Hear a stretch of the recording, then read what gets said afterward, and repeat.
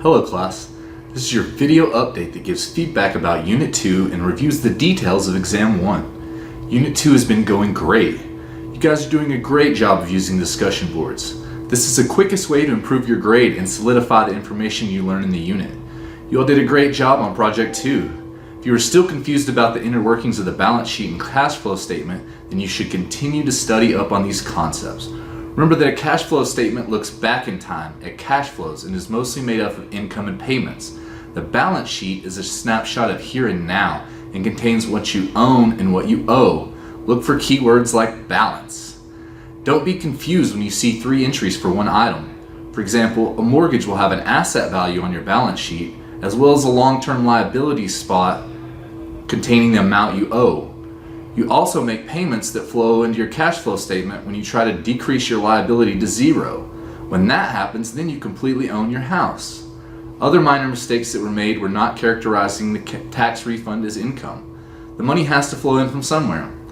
We always want to think of credit cards as short-term debt no matter the balance. This is so you don't get into the habit of carrying credit card debt over time. Also, when you forget to pay a bill, there is no cash flow. Instead, the balance becomes a liability, something you owe, and jumps to the liability section of the balance sheet.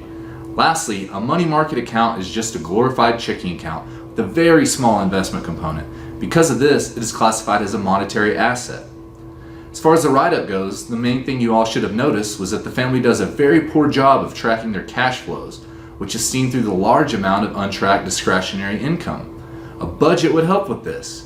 Tracking this money could cut down on these expenses. The savings could be allocated into a savings account. The next thing you should mention is that the family does not have an adequate emergency fund. They are leaving themselves very exposed to risk here should something unforeseen happen. Remember, your emergency fund is there to protect you, your family, and your assets. You always want to build your emergency fund before investing. Otherwise, you may have to pay penalties and fees later. As far as the ratios go, remember that the savings ratio only measures savings in the last year. This is used to compare saving from year to year to make sure you stay on track. You want to strive to make sure this ratio increases every year.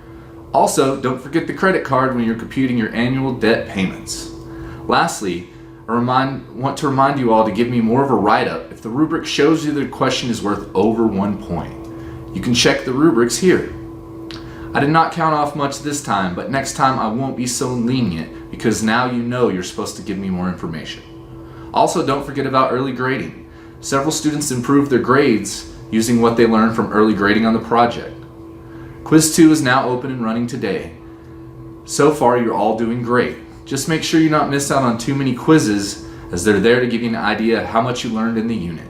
If you do not do well on a quiz, it lets you know that you need to go back and study more. The general areas you miss deal with which statement to use for which time period. Remember, the balance sheet is a snapshot of now, and the balance goes here. Cash flows happen in the past, so you think previous payments you've made for bills. You should also study up on how to increase net worth. Remember, you must have an asset class move up or a liability move down without another flow for your net flow to change. If you buy an asset using cash, an asset you already have, then you do not increase your net worth. The same goes for credit. Please make sure you brush up on all the previously mentioned topics before taking your exam tomorrow. The class videos are a great place to start. Exam 1 runs from midnight tonight until 11:59 p.m. on Wednesday night, 9/26. The exam will show up in the exam folder on your home page when it becomes available. The exam is 50 questions and consists of only multiple choice or true/false. Don't forget the exam is timed, so you'll want to find a nice quiet spot with good internet connection to take your exam.